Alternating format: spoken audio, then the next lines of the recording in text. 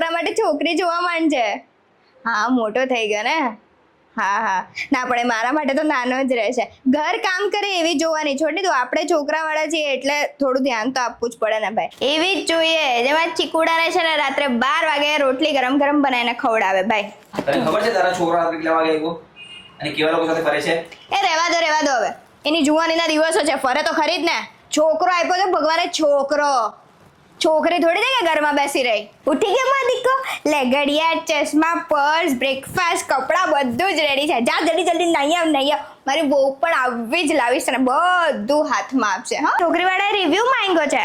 ના ભાઈ કહી દો, મારો છોકરો એકદમ દૂધથી ધોવાયેલો છે.